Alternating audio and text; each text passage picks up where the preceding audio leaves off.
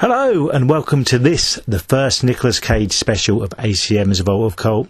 We'll be back for the third season soon, which will be a different kind of season to what we've normally been doing. Usually I find someone who hasn't seen a movie that I'm a massive fan of, that I grew up with. Next season we'll be mixing up a bit more and people will be throwing films at me. We're still doing the old traditional style, but people are going to be showing me films from mainly the 70s, 80s and 90s that they grew up loving and that didn't do so well, kind of could be cult films, if not cult films already. And I'll be giving you my opinion. We'll still do it the other way around as well, just to mix it up a bit. This very special episode we'll be talking about the superb actor Nicolas Cage, who's had it a bit rough over the years, ups and downs with his career. Oscar winner, of course, got himself a bit of a bad reputation for just doing loads of films. I always think he puts a great performance in. And no matter what the film's like, but quite often the films are pretty cool.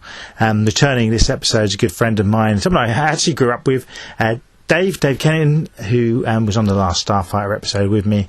The first two films we're going to talk about are what I call the Elvis era of Nicolas Cage.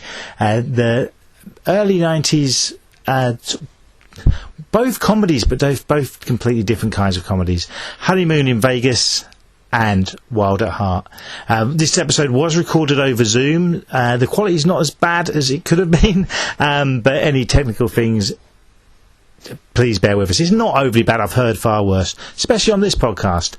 But yeah, we enjoyed doing these two, and we'll be back in a few months after probably the next series to talk about more of the legend that is Nicolas Cage. You ever been dragged on the sidewalk and being till you pissed blood? Dave, thanks for joining us. How have you been? Very well, thank you, sir. Very well. Good to see you again. And you, yeah, it was the last Starfighter was the last time. And first That's time right, yeah. on a podcast. You introduced me to that wacky little film, yeah. That was probably about a year ago now, wasn't it? It was a while ago. Must be. It was sort of the arse end of lockdown, wasn't it? Yeah. But good to see you again. And when I put online, is anyone up for doing a Nick Cage special? You jumped at it. Are you a Nicolas Cage fan? I am, yeah. I'm not really. I first sort of became aware of him back when he was in his sort of 90s stupid action film stage, like Face Off, The Rock, Con Air and all that crap. I wasn't really very familiar with his earlier, probably more acclaimed work. Yeah. I just love those stupid action films. But yeah, I really like the way he portrayed his characters. I thought he was a fantastic actor. And then I came across my favourite Nick Cage film, which is Scorsese's Bringing Out the Dead. Wasn't my favourite Scorsese film, incidentally. Controversial. But he's fantastic. More recently, obviously, I think quite famously, he's been a bit hard up. So he's done a lot of cheap stuff. But I think there's this fantastic video I watched called In Defense of Nicolas Cage. It's about 2 hours long on YouTube. But it talks about how, and it's absolutely right, he puts everything into every port. It doesn't matter what piece of shit he's starring in, he will put his all in. And it works for him. He's a very credible actor. I mean, he's the only actor I can think of off the top of my head who's starred in a Christian film who I still respect. Yeah, I mean, I totally agree. I mean, but I think he's having a bit of a renaissance again with, there's the film that came out earlier this year where he played himself, which I'm not sure if you've seen that yet. I haven't seen it yet. It's on my to-watch list. Which I thought was superb. I won't talk too much about that because that's still fairly new. Yeah. And then he's done films like Mandy, Pig, the Willy's Wonderland one. I fucking loved Willy's Wonderland. Yeah. I've recently gotten into the Red Letter Media guys, and they tore that film apart. They hated it. They said, it's just a rubbish Five Nights at Freddy's knockoff. I loved it. Maybe I'm reading too much into it, but I thought it was quite a good subtle takedown of late stage capitalism. But maybe that's just me breathing my personal meaning into it. I thought for an actor to not say a word in a film, to carry it so well, and it was just a fun, almost comedy horror. But he's done so much over these. And I first got into him. I saw Con Air in the cinema when I was probably too young to see it, and I thought it was a great film. I haven't watched it for a long time, and then I went back and I might have seen Honeymoon in Vegas before that, actually, thinking about it, one we're going to talk about today. I've seen a few of his films, but it is like he's got his 80s, early 90s stage, then his big budget stage of the late 90s, early 2000s, and then just the craziness of what's come since. And I totally agree with what you say about he gives his all in every film. I mean, the famously bad remake of The Wicker Man. Have you seen that? I tried watching it. I did not complete that mission. No. And that's one that I think I'm a huge fan of the original, but that was just diabolical. Yeah. I mean, I think it's one of those. He gives his all, but that was like the first. I think the beginning of the downhill sort of. That was just after he'd done his big budget ones, and that was probably fairly big budget. It was the wrong film to remake. I still think he gives it his all. Oh yeah, I mean, as you say, it wasn't a small independent horror film like the ones he later did. It was a studio production.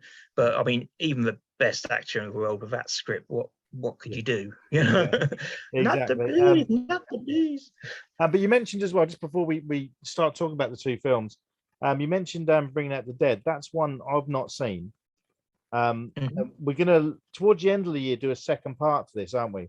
So yes, with Christmas special, a Christmas film, and my probably favorite of his performance is Vampire's Kiss, which you haven't seen. I'll watch Bringing Out the Dead as well before that, then we can have a chat about that one as well. Yeah. Brilliant. And I think you've tracked down Vampire's Kiss at an affordable price as well, haven't you? Or it's on a streaming service for free. Through Prime. I'll put the details actually when I post this one. I'll put the link up so people can watch Vampire's Kiss if they haven't, because that's one you've not seen yet, have you? So we can have a good old chat about that. No, hadn't even heard of it before you brought it up, to be honest. But that's one where people will know the memes. You'll know the memes of that, and just images will be familiar. But let's dive in. We're going to do Honeymoon in Vegas, which is an early 90s romantic comedy, really, even though it's not romantic and there's not that much comedy in it. And the actual classic, but didn't do so well, Wild at Heart. So which one did you want to talk about first? I suppose Honeymoon in Vegas seems the obvious one to go for first. We'll give that a shot. Okay, let's do that. But first, for the listeners, this is the trailer to that film. Jack, if I go, I want you to make me a promise that you'll always love me. Of course, Mom. And you'll never get married. I need a commitment. I want to be married. I can't walk out. Jack Singer has made his decision. Let's just do it. Get on a plane, go to Vegas, and do it. Now. Jack is going to get married. You're serious? I must be. My legs are paralyzed. But a funny thing happened on the way to the wedding. Sorry, man. Straight flight to the Jack. To the Queen. Wise men say, You owe Tommy Coleman $65,000. only fools rush in. Eddie, do you have a solution? I do. I want your girlfriend for the weekend. You brought me to Las Vegas and you turned me into a hooker, Jack! I'll be a perfect gentleman. He's taking me to Hawaii.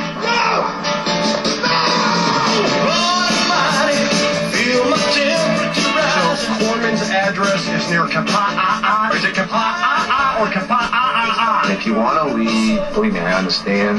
Is it AAA or AA? It's just a little overwhelming, to be pursued like this. What about near where Don Ho or Jack Lord lives? That must be a pretty good neighborhood. Why, the women, when they come here, they get crazy. They're like freaky all night long. No one ever was as crazy about you as I am. Well, that's just so wonderful to hear. Let's just fly to Vegas and get married and call them alive. This could be anywhere where I can get a connecting flight to Las Vegas. Las Vegas, anybody! Come on, hop aboard! We're the blind Elvis and you call Well, bless my soul. The king may be dead, but Jack Singer's not far behind. Listen, Singer just dropped me! Oh, yeah, Butcher dropped you! Honeymoon in Vegas.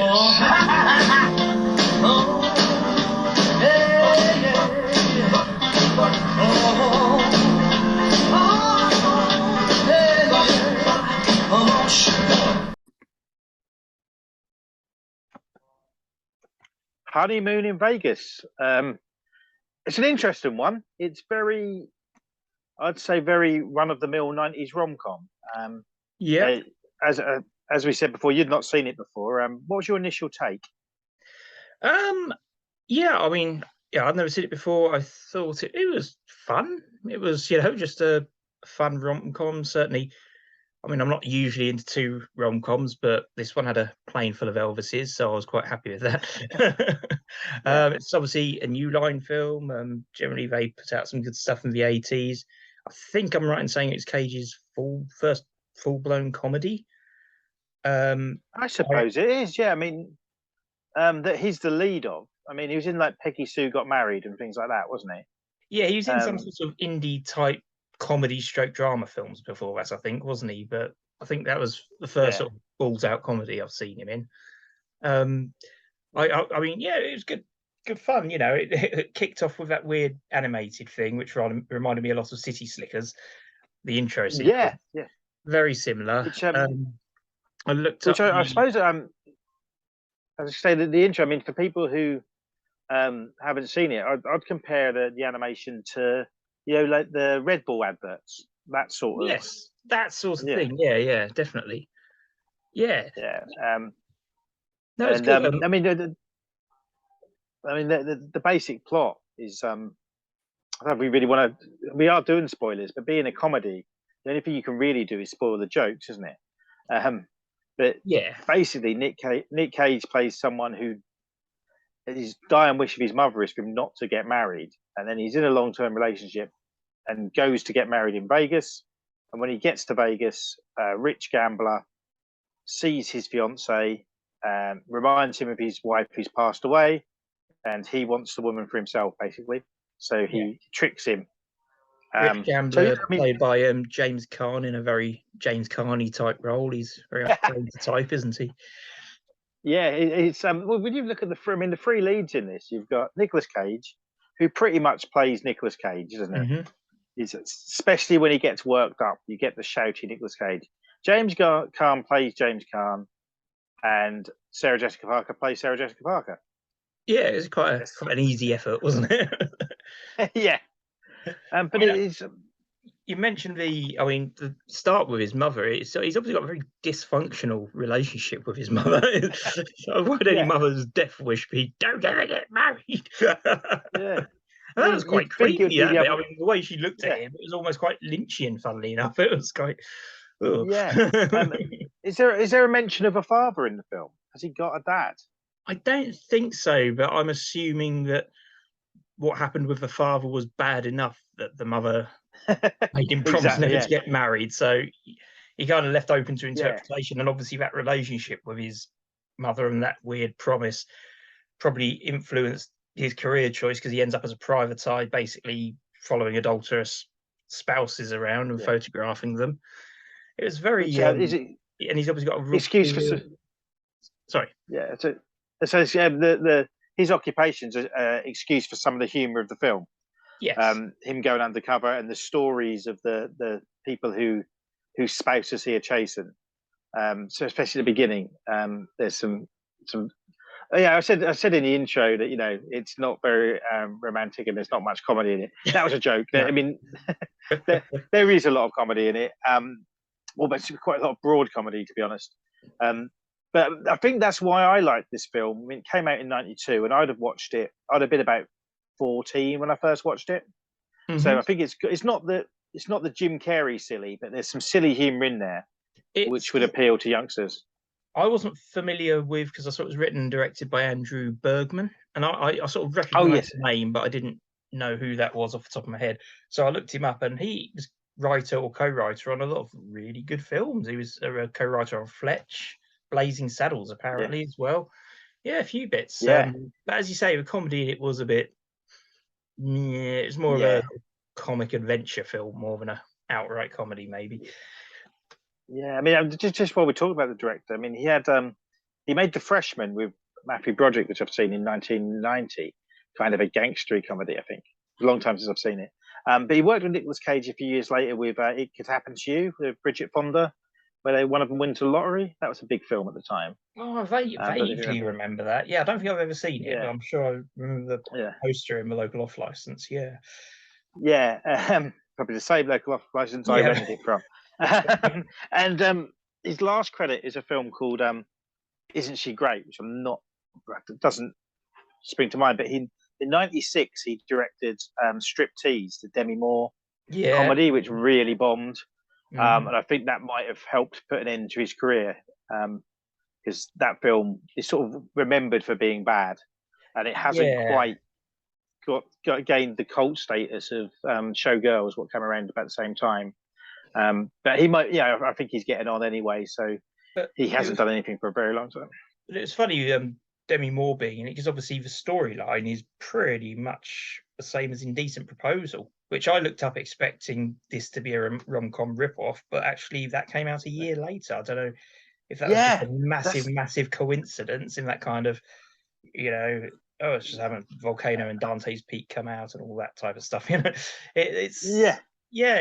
know, somebody jumped on the bandwagon slightly, or I generally started production first.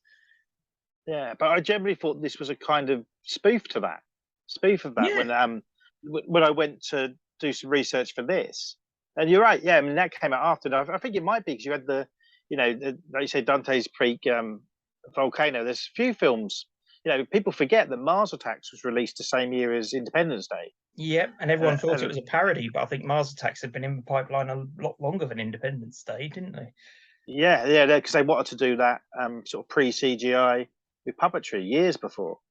So there are these coincidences, or maybe someone might get a little nod and push something into production quicker to sort of jump on something else, even if they're not.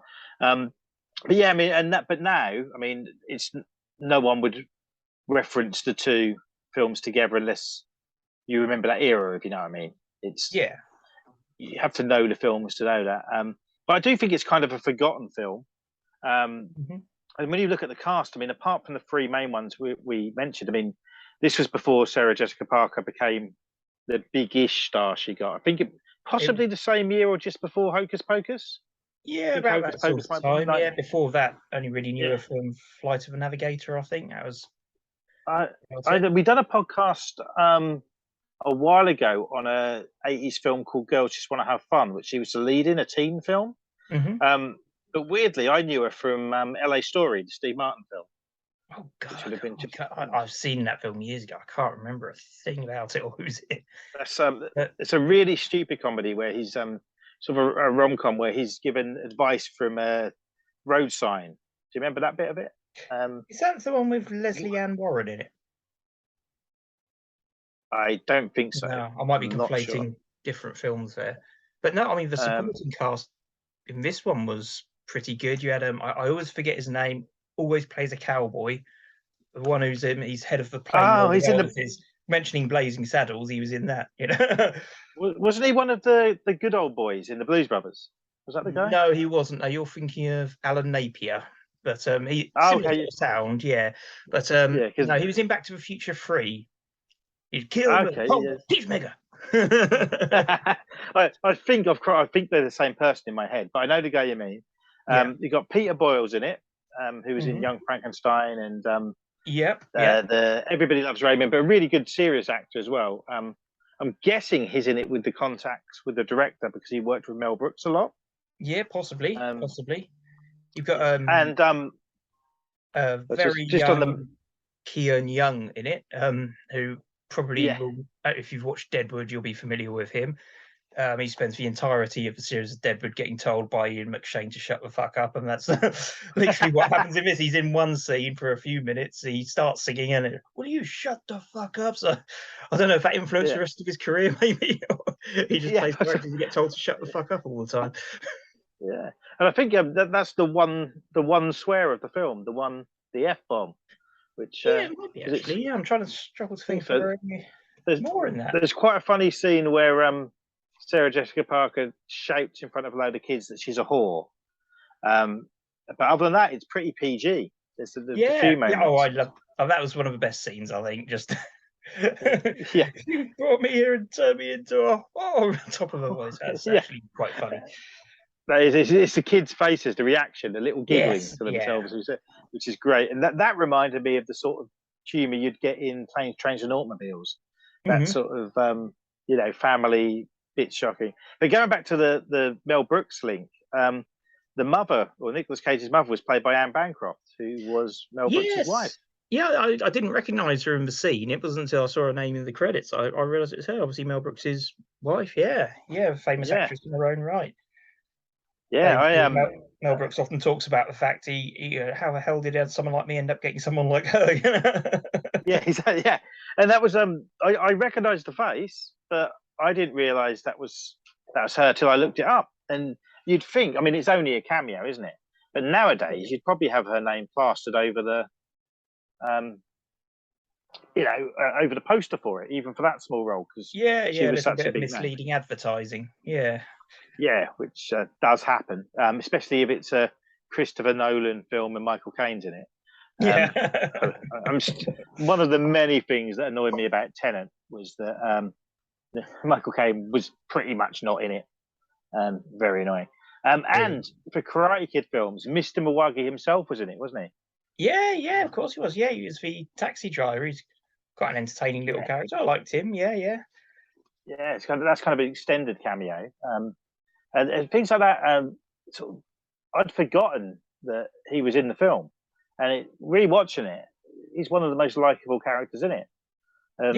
So I think this is one of those films that you enjoy it while you're watching it, but then it's very forgettable. Yeah, I was gonna say, because I bought it on DVD for about £1.70 for this, and I mean, I watched it twice, once months ago when we first talked about doing it, and again recently just to refresh myself.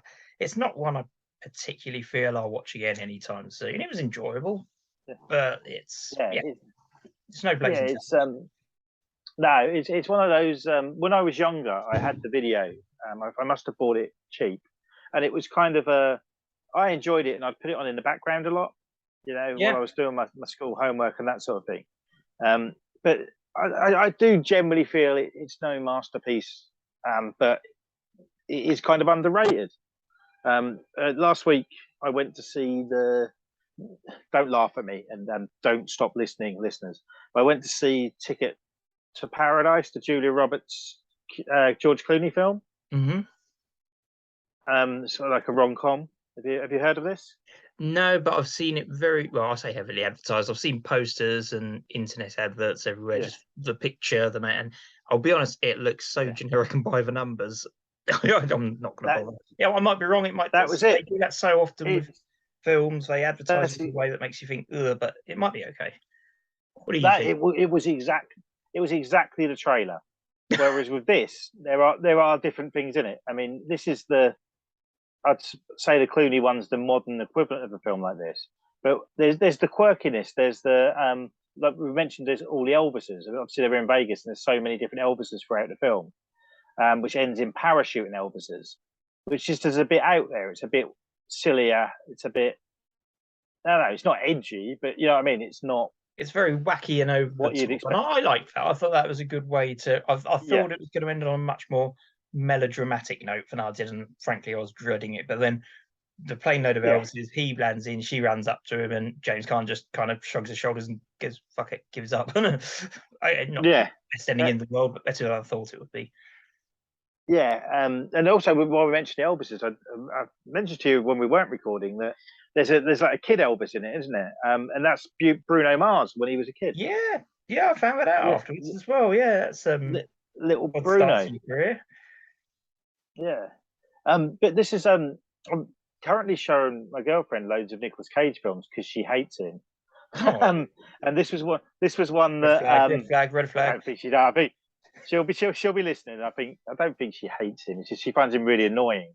Don't worry. My wife recently confessed after 16, 17 years of marriage that she doesn't like David Lynch. We're working through it. We're working through it.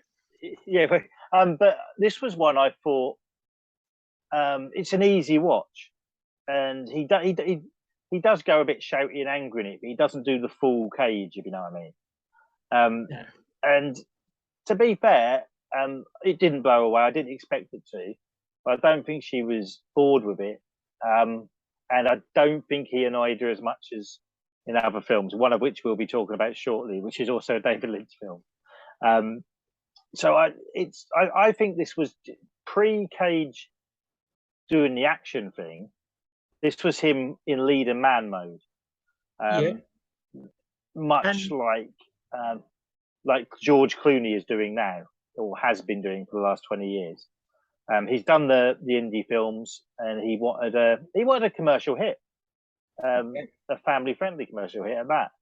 One for them, one for me, one for them, one for me. Yeah, exactly. Yeah, and a few years later, he done It Could Happen to You, same sort of thing, and one we'll be talking about when we do the Christmas Cage special, Trapped in Paradise, which really bombed, but that was a PG certificate Christmas comedy caper, really.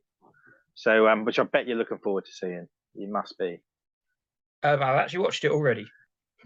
Oh yeah, of course. Okay, so you'll be looking forward to talking about it. Yeah, sure. Absolutely. Great cut. But yeah, I mean, is there anything else you wanted to talk about with this one? Because we keep it a bit short because we're talking about the two films. Not especially. I mean, I would say that the first time I watched it, me and my wife sat down together and watched it, and she enjoyed it. I enjoyed it. It was a decent film. Just nothing special. Just better than average rom-com, I suppose. Yeah, it's on my notes here. I think it made it cost 2.5 million. It made 3.5 million, so it didn't blow the box office away. IMDb, it's got 5.8, 66% on Rotten Tomatoes, and 2.8 on Letterboxd. So it's sort of average. The word average is what I'm going to say. What would your rating be out of 5 on this movie? Solid 3.5, I'd say.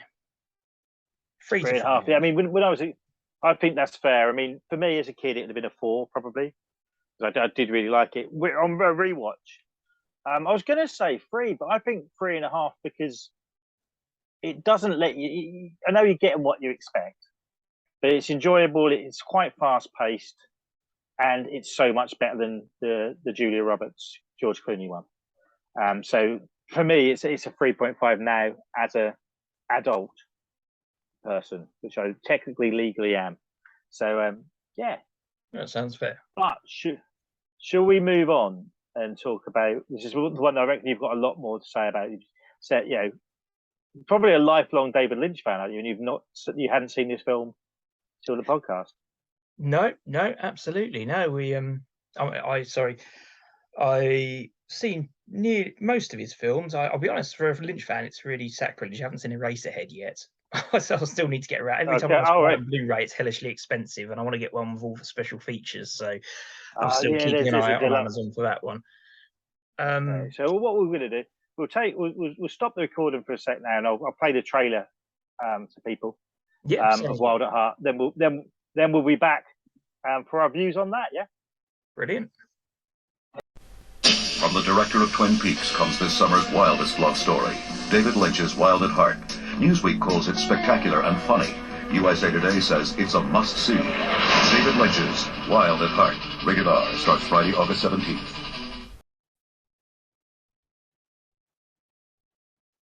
David Lynch, Wild at Heart, released in 1990. Just over 2 hours. 7.2 on IMDb. 67% on Rotten Tomatoes. And 3.8 on Letterboxd. Quite high scores. I think anything over sort of 7 on IMDb and 60% on Rotten Tomatoes, pretty good. People are stingy raters. Yeah, I mean, I don't know how to start because this is one you being a Lynch fan, I thought you would have seen. Any reason why you hadn't watched it before, or just not got around to it? Yeah, just not got around to it. I think I've seen almost all of his films except Eraserhead, which is next on my list. I remember it coming out. I remember first knowing about it. Do you remember there used to be a movie drome on BBC Two? It was like Alex Cox used to host a double bill of films every, I can't remember, it was Friday or Saturday night. He I did one. do. That got me into. Yeah, he did one where it was Dark Man, Wild at Heart, and I missed Wild at Right. Heart, but obviously I recorded Dark Man, so I had that whole intro where he talked about it on there as well. Yeah. But yeah, no, that's all. Yeah, didn't know much about it. Just knew it was obviously Nick Cage and Laura Dern, and yeah, I was very happy to watch it. Gives me a good excuse. Yeah. And what's your favourite David Lynch film? Would you say? That's a tricky one. Possibly Lost Highway. I really like. Obviously, films aside, Twin Peaks. I'm a huge fan of. The last season, if anyone hasn't seen it, is phenomenal. I just thought it was one of the best things ever aired on television. But yeah, probably Lost Highway with quite enjoy Mulholland Drive as well. That's a good one. Oh yeah. I was going to say about Twin Peaks. This was made around the same time as Twin Peaks, wasn't it? A little after, I think. Yeah, 'cause it was not long after, but certainly. Hang on, let me just. What date was it? Do you have that to hand for date? This was released in 1990, and Twin Peaks didn't it cross over? No, you might be right then. Australia? Actually, yeah. For some reason, I had it in my head it was later. Why do I always get the dates wrong on these podcasts? I thought it was later than that. Yeah, because Twin Peaks was aired here when I was in high school. I remember that. Yeah, only because partly because Sherilyn Fenn was part of my sexual awakening, and she's in this as well, so that was a bonus. Yeah. But yeah, no, it would have been about the same time then. Yeah, because there's several cast members cross over are in both. Lots of Lynch regulars in it. Yeah. Yeah, exactly. Yeah, so I mean, I think one reason I thought this would have been a bigger hit was because Twin Peaks was so big at the time. Well, it depends when it came out, and because Twin Peaks, when it opened, was a huge hit, and then its ratings kind of plummeted. Obviously, there's a whole history of the series. I mean, you look at between Dune and Twin Peaks were the two things that basically meant Lynch wouldn't work on any other project where he didn't have complete creative control, because studio execs got involved, started fucking about the storyline. Other writers came in. There was lots, especially season 2 of Twin Peaks. There was lots and lots of padding. Season 1 and 2 could have been just one season, really, and just remove a load of the bullshit storylines that went in between. But just looking at Wikipedia, Twin Peaks is listed original series 1990 to 91. So maybe this was made just before that. Could well have been, yeah. Or perhaps it might have been, yeah, it could have been, or it could have been that that's why Lynch couldn't be too involved in the series as well, because maybe he was doing this or other projects and things. So, yeah, possibly. Yeah. It's similar to Twin Peaks, but it's kind of the imagery of it reminds me of what came out, like True Romance, what came out a few years later. Yeah. You got the whole Bonnie and Clyde kind of thing with the couple on the road, on the run kind of thing. Well, the thing about Lynch often has a few themes that tend to run through his works. A couple of the most common ones are things like duality, you've good self versus bad self, humanity in that respect.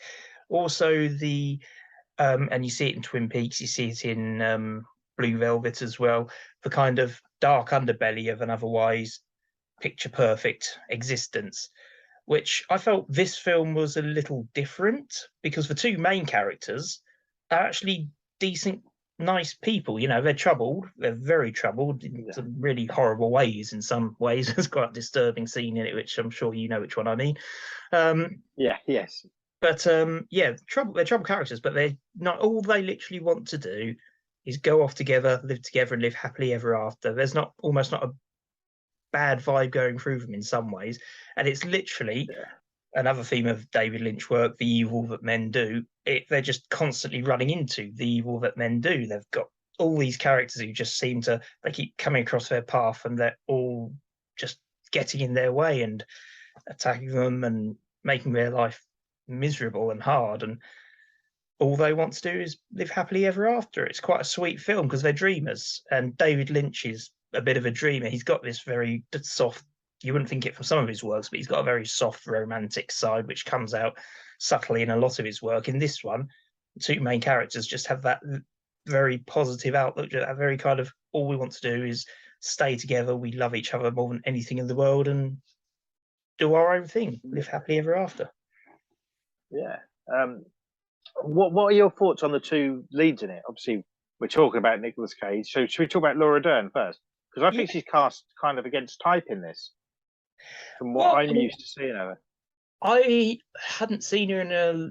I'm not sure if I'd actually seen her in anything before this. Now you mention it, I've obviously seen her in a lot since. This was obviously a few years before Jurassic Park and whatnot, and that's true. And a lot of the other work she did with David Lynch. I think, was it after Blue Velvet? I think Blue Velvet was. It was. Yeah. Late 80s, was it? Have you seen? It was after Blue Velvet. That was 86, I believe.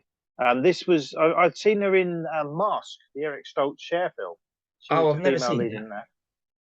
Okay, so but I mean, I suppose since what I've seen her in, she tends to play more intelligent. Yeah, definitely. So that's sort of, not just a Jurassic Park role, but that's probably what she's most well known for. And it's like a different person. She's which proves she's a good actress. And I think I don't think she'd have been in this movie if it wasn't a David Lynch movie. I'm sure I read this was the only time she's ever done nudity. And this and season 3 of Twin Peaks as well. Okay, so I totally forgot about that and don't even remember that. But I love the series 3 of Twin Peaks, but I tried watching 2 episodes back to back once and got a headache. You have to kind of rewatch the original series and the film first, and even then, yeah. I mean, I watched the original season, watched the film, then watched season 3, and the series ended, and I was just sitting there going, "What the hell was that?" And then literally, it was one of those things. I think my brain was working on it in the background. I was at work on the hospital ward the next day, walking down the corridor. Oh, I get it. Lynch works like that. It works very. But that's where this film a lot. This film was a relatively straightforward story for a Lynch film. It doesn't require some kind of Rosetta Stone to decipher it. It's quite a straight. It's got Lynchian strange scenes and strange elements in it, but they're small and very far apart. And basically, it's probably, I would argue, the most accessible film of his I've seen. I'd say, apart from, I haven't seen it, but people tell me Straight Story is just a nice little drama. Oh, I haven't seen that one either, to be honest. Yeah, that's about like a pensioner who goes across the country on a lawnmower. Okay. And I've got it. I really want to. But also, I'd say probably Elephant Man is probably more accessible. But Elephant Man's based on a true story, and there was a play and stuff as well, wasn't there? Whereas most of his work is his own interpretation. I mean, like, this is a novel. Well, that was the caveat I was going to add in terms of his accessible films. His most accessible films where he had full creative control. Because obviously there's Dune as well. Yeah. Dune's relatively straightforward, but I know David Lynch wasn't happy with how that turned out. That's a weird film. I don't know if I love or hate it. It's a weird one. But you can tell that's been interfered with just by watching it, can't you? Yeah. And which is, I mean, because his films, he's got his own style, and I sort of feel for him because he's got a vision, and his name sells films to a certain market. But if you look at pretty much everything he's done, apart from maybe more recently the Island Empire and stuff, you can tell they've been tampered with to sell. Yeah, I mean, you can always. I mean, maybe it's easier in retrospect, but certainly when I've recently rewatched Twin Peaks, you can see the ones where he's written something, and you can see the ones where perhaps Mark Frost, the guy who's more used to writing very mainstream television stuff, or some of the other guys like Ingalls and a couple of other writers who are involved because it does become a much more linear story. Whereas I think David Lynch always likes to subtly build, and sometimes he doesn't even, I mean, he's talking about linear, he'll write things and then rework them later on. And that was evident in Twin Peaks. There were bits of that which were written in sometimes by the other guys, but then he reworked it into a whole new idea. I mean, I think, yeah, it's fascinating to watch. If you watch, if anyone's interested in David Lynch, I highly recommend Matt Murray's YouTube channel, Cornpone Flicks. He's got some fantastic videos which delve deep into them, and it's a very unusual creative process. I can't think of anyone who works on that sort of level. Yeah, it's I don't know. Lynch is it's a weird. I love his films, but I sort of go through stages where I'll watch like, I don't know, 5 of them in a few weeks, and then I'll leave it a few years. And after watching this, it made me want to go back to, especially Blue Velvet, which is one I haven't seen for a very long time. Same here. He works with a lot of the same people, it's just I don't know. This film, it looks like that kind of. Let's say the imagery and stuff reminds me of True Romance, which in my mind was a big hit, but wasn't. Almost like a modern Bonnie and Clyde. Bonnie and Clyde. So it's going for, but that iconic imagery. And to me, I can't believe it wasn't a big hit, because, like True Romance, in my mind, it was one I always saw everywhere when it was out. Possibly the first Nicolas Cage film I remember seeing a poster of. I think in terms of success, I mean, as I say, it's definitely his most accessible film that I've seen, but it's got enough of that Lynch weirdness, I think, to put a few people off, maybe. Yeah. I mean, it had loads of people walked out on the test screenings. Really? And that could be one of the scenes you mentioned earlier. Some of it's quite grim, isn't it? Yeah. I mean, specifically, it's a strange flashback. Obviously, Laura Dern, a full adult, but it basically shows the aftermath of sexual abuse as a child, which is very. It's quite a hardcore part of a film, and it catches you a bit unawares in a way. But it's very well done, and it also adds a lot to her character, because you suddenly understand maybe how she's working, why she reacts certain ways to some of the characters in it. Willem Dafoe, Christ alive, he's playing the most Willem Dafoe character he's ever played in this one. Yeah, and for film, he's basically the Willem Dafoe meme in this one, isn't he? He's and for a film that is 2 hours 4 minutes, and I think he's 4th on the bill. He doesn't come in till 28 minutes from the end. Yeah. So and he's very, very memorable in it. Very. I mean, it's not long after he's done The Last Temptation of Christ, which was the film that probably pushed him that little bit above being just a character actor into a big name. And then to do this, but a lot of people want to work with Lynch. That's the thing. And another character that stands out is Laura Dern's character's mum, Diana Ladd. She was fantastic in it. Yeah, she was. I think she was Oscar nominated for it as well. But also she was also nominated for what they called it, raspberries or whatever Razzles. Really? She got nominated for the worst actress as well. I'll be honest, the Razzies, much like the Oscars, I have no interest in, because they've been proven wrong in history by so many different occurrences. You see some of the things that got nominated for Razzies, and you just think, God, you people were thick. Yeah, I mean that's the thing. But I mean, I kind of like the Oscars because it's for someone who's obsessed with films as I am. This is the closest I can get to like how people relate to sport, I suppose. But it's nice when something you like does well. But then when it doesn't, like if you're a football fan and every match you watch is hosted by a blind referee, there's so many bad decisions that we are. I mean, the year 1990 something, LA Confidential came out, and I'm not sure it even got a nomination. And then Titanic walked away with Best Film. Titanic, I think best visual effects, maybe best film. Get fucked. I mean, LA Confidential won quite a few, but I remember being annoyed that Titanic beat Good Will Hunting. That was what annoyed me at the time. Yeah, yeah. being a massive Robin Williams fan. But at least he got the best supporting actor.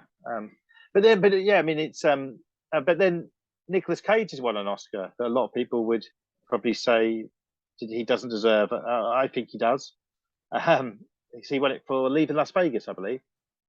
Yeah, I So haven't seen that one myself, but yeah, so I'm not surprised. I think he's a fantastic actor. He's, as I think we said in the introduction, he's one of those people who very much gives it his all.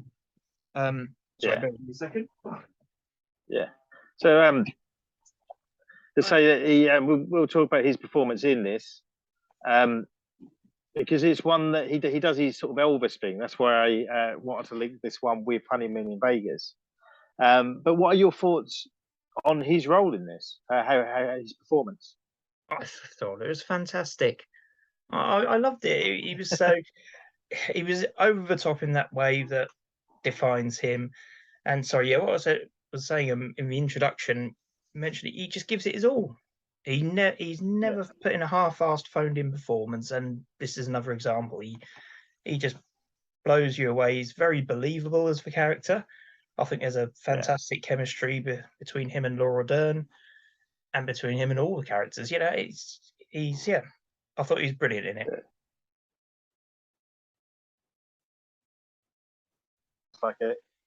Like an in the air kick. That bit I thought was fantastic. So yeah, I mean, he just is Nicolas Cage in it, isn't he? That's the thing. Yeah, it's that sort of what many people would think of it iconically Nicolas Cagey type role, sort of slightly over the top, but not in a bad way. You know, when you say over the top, sometimes you picture ham acting. You know, as you get in cheap I mean, Corman films or things like that. But no, Nicolas Cage is believable. Yeah, He puts the I mean, I like sort of B movie acting, and I love Bruce Campbell, for example. But Nicolas Cage is different to that. He can. Oh yeah. Bruce Campbell plays Bruce Campbell, and there's only really one character he plays, and that's Bruce Campbell. Yeah. Nicolas Cage can be believable in any role, but he brings a very distinctive style to it that we've come to know as Nicolas Cage. That probably makes him the best tool, but I think his only fault is some of not his performances, but the actual films that he's chosen or had to do. You see what I mean? Yeah. There's some. There's Pay the Ghost I watched recently, which was a terrible film, but he carries the film, to be honest. But I can see how absolutely. I mean, so I can see how he might annoy some people, but he doesn't annoy me. I find him very watchable. Same in interviews as well, where he just comes across as I think I hate arrogance, but he kind of managed to be nice, but kind of sure of himself, but without being too cocky. He believes in what he does. He takes what he does very, very seriously, and that comes across in the interviews. But I don't think he's pretentious with it either. No, I saw when I watched Willy's Wonderland, I watched the interviews that were on the Blu-ray of that, and it was just literally him sitting there saying, "This is one of those films you'll get out of it what you want to get out of it," and that's how I experienced the film. You know, I loved it. You know, but I could see why some people might have thought it was just a silly, trashy little low-budget horror. But I thought it was fantastic. I was blown away by it. Yeah, and so some of my favourite films are the ones that other people think are trash. And in Cage's career, he has had a really good mix. He's been in some film like Con Air and The Rock, which made millions. Which they're not I just, especially Con Air, I enjoy, but it's by no means one of my favourite even Cage films. But no, this one, Con Air, funny you mention it, almost felt when I watched Wild at Heart. It occurred to me that the opening of Con Air was almost like a parody of the last act of this film, which I would stand by if I thought that Bruckheimer was anywhere near that clever. Yeah, he's not. Well, this is one of those films that, because of it had the Lynch thing with it, which would draw especially critics to it. But I think movies like this are what made him stick out and why he went from romantic comedies to these big action films, because he didn't really have the build of the action stars at the time. I think they, if anything, if you look at him as an action star, he's more of your Harrison Ford, that sort of. He's good with the dialogue, whereas it was just after that time, mid-90s, where we'd had all the Arnie films, the Stallone ones, where they can do the action, but they can't do the acting. And I think they're looking for this someone who can do both. And Cage was kind of there and fell into it, I think. Yeah, I suppose, especially if you look at him because in The Rock, he was more of a kind of supposed to be a bit of a nerdy fish out of water character, but in Con Air, he's kind of a hybrid, isn't he? He's the intelligent, intuitive guy, but he's also a bit muscly and a bit able to look after himself because he's an ex-Marine, yada yada yada. So I think you got a good sort point of Face Off just after that as well. Face Off and Gone in 60 Seconds, those sort of films. But I stand by, in 20 years' time, we'll still be talking about Nicolas Cage, but it'll be films like this and not films like that people will be talking about, because it's different and he's got that. I mean, after watching this film, I can't imagine anybody else in that role. No. He did it in a way that nobody else could, definitely. Yeah. And it also makes me wish that he was that bit younger and he could have played Elvis in the new Elvis film. But that's just me. I think that would have been great. Can I just add, what a singing voice. Yeah, he's the man. God. Who knew Nicolas Cage could sing? It was fantastic. I think he can do anything. I think he probably could. He's probably one of these buggers who's good at everything he tries to do. Yeah, apart from by all accounts, he's not so good with money. But there we go. Apart from that, which is why he ended up doing Christian films. Yeah, well, a Christian film. But as well, the whole look, the snake skin jacket was his own, from his own wardrobe that he brought to the film. Yes, in this, which I think is quite interesting. But yeah, going back to the film itself, not just Cage. You've got all the sort of Elvis references and stuff, but also there's so many references to Wizard of Oz. Yes, I get the impression David Lynch is a big fan of The Wizard of Oz. I mean, it goes back to being a dreamer, doesn't it? And I mean, I think Twin Peaks has a few references as well. And it's obviously one of those films. He's very inspired by some of the old classic Golden Era films, which he references a lot in his films and in Twin Peaks. And that's one of them. I think that's probably one of his main sources of inspiration. Yeah, and the big so we do spoilers, but with this, I kind of don't want to do spoilers. I want people to watch it. But the big ending with what would be the basically the good witch in Wizard of Oz. The whole end sequence is like the special effects involved, and it's just when I say references, they're not subtle references, it's blatant, isn't it? And the good witch played by Cheryl Lee as well, Laura Palmer herself. She's so the things like that make me think it's the same time as Twin Peaks, because I reckon people have seen this in the cinema and been like, it's her, it's him, it's her, the characters. Jack Nance, very briefly as well, because of course he does, and we all fucking love Jack Nance. But also Christian Glover's in it very briefly as well. Yes, that was a bizarre scene, but but he, after Back to the Future, he's quite difficult to work with, and you didn't see him in much. He's only in one scene of this, isn't he?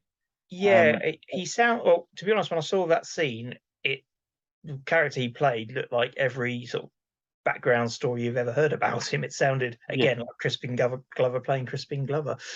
I think he's great. I mean, he's in one of the Friday the 13th films as one of the teenagers. Is it part 4, part 5 of the dance? I just remember the dance. Yeah, the dance is amazing. That's that's Cage worthy itself. I want to see somebody using computer technology to put him dancing in a scene with Ed Harris from Creepshow, and that would be the new Macarena. That would be it. Everybody would be doing it in all the parties, all Christmas dues. Anyone who can work a computer listen to this, please. That's your challenge. And also computers were invented. And Harry Dean Stanton's in this as well. He's a great lovely Harry Dean Stanton, rest in peace. I love the guy. He's very good at it as well. He was in it. Character in this, isn't he? Yeah, he's brilliant in it. He's just sort of doesn't even say much, but he just gives that performance. Yeah, you really do feel for him. Yeah, and this was a couple of years. I watched Paris, Texas for the first time Oh, I love that recently. film. Yes. It's brilliant, and this was considering he's the lead in that. This is only a couple of years later, and I think he was that kind of actor that you could put him in a film as the main star, then he could be in 4 minutes of a film and give it his all in the way Cage does really, but he's more of a different kind of actor in general. But he gives 100% to everything he does. Yeah, yeah. I mean, he was in Twin Peaks Fire Walk with Me, and he wasn't even Yeah. that very long either. He's only in a couple of scenes, but he's just, and then playing that character again in the Twin Peaks Return season 3. Yeah, Just his usual Harry Dean Stanton reserved character. He always plays a variation of a reserved character. I mean, going right back to Alien, you just say right to everything he says. Right. Yeah, I mean, so many great actors in this that and sometimes it's misleading because you see the beginning credits and their names up and then they're only in it for a few minutes. But whatever they're in is I think Lynch is great at casting because he put the right actor for the right role and they make that character memorable. Whereas if, say, a different actor to Crispin Glover played that role, it might be more forgettable.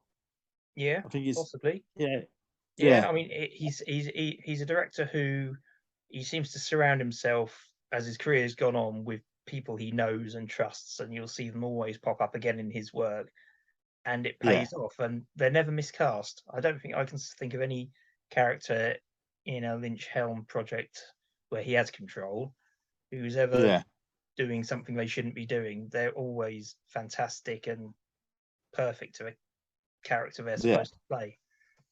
Yeah, but to my knowledge, this is the only time he's worked with Nicolas Cage, isn't it? I believe so. Yeah, I'm not aware of any other work we've done together. Which is a shame, I think, because it worked.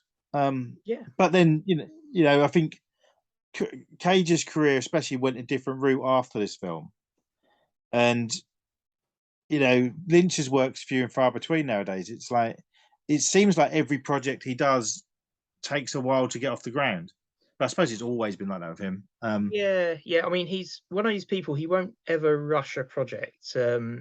Somebody in an interview asked him about if there'll be a season 4 of Twin Peaks, and his exact words were, I think, if the signal's there, but there's a lot of interference, he hasn't quite got it laid out right. There might never be one, and that would be fine.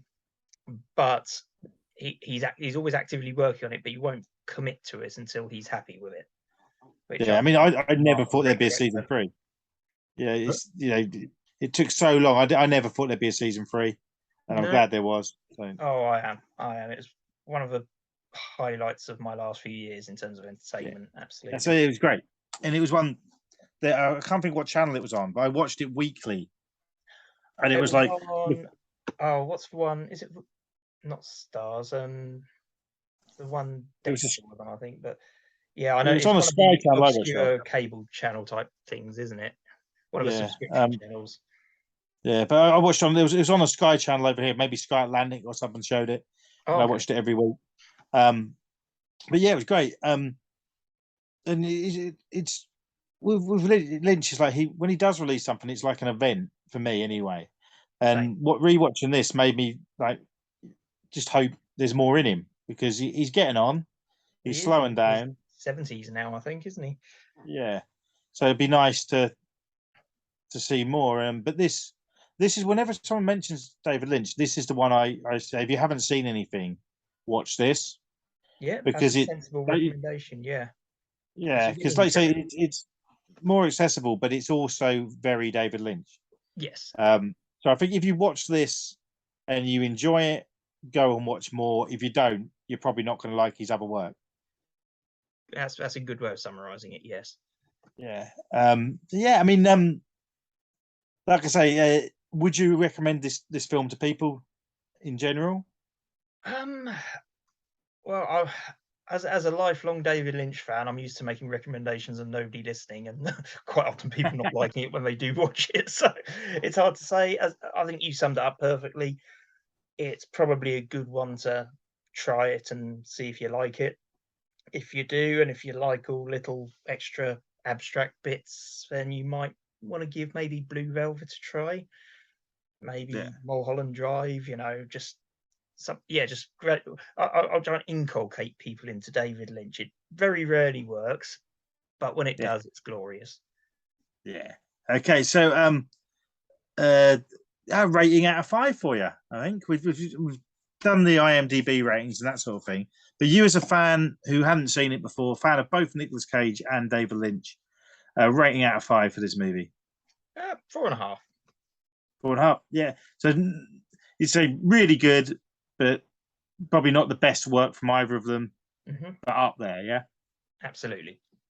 Yeah, good. And what in both films, this is one I've just thought of, and I'll do this in the next one as well. How many cages out of 5 cages would you give Cage's performance? How many are there bees in the cages? Yes. Yeah, of course there are. I would say it's a 5 out of 5. Yeah, I'd say he goes proper Cage. Whereas in Honeymoon in Vegas, I'd give him 3 cages. Yeah, that's fair. Yeah, because he does shout a fair bit. Cage. Only a couple of bees in each cage. Yeah. Yeah, so that's awesome. But probably best wrapping it up now. But just any other listeners, any other Nicolas Cage films other than the ones we're talking about now and the ones we can talk about in the next one that you'd recommend? Depends what you're into. I mean, I still revisit The Rock on a fairly regular basis and Face Off, just mindless 90s action films. There's something about those which are really great. I think I mentioned to you my favorite Cage film is Bringing Out the Dead, which is phenomenal. It's my favorite Cage film. It's my favorite Scorsese film, and most people haven't heard of it. I don't think it did terribly well when it came out, but no, that's one I'm going to watch. Yeah, and we can talk about it with the other 2 on the next podcast. I've never seen it. Fantastic. Yeah. I'm looking forward to that. Excellent. I'm just going to recommend to anyone who's not seen it. It's kind of a forgotten film now. The Charlie Kaufman film adaptation, where he plays twin brothers. Have you seen this? Feeling I either saw it on the cinema or on rental when it came out. But I don't know if it's just the time passing or late stage Korsakoffs, but I cannot remember a damn thing about it. All I remember is that he was really good in it, and he plays Charlie Kaufman, doesn't he? And he's twin. Yeah. And it was the follow-up to Being John Malkovich. Yeah. Critically done really well. And that's one that, if you're listening and you like Nicolas Cage, you've not seen it, give it a go.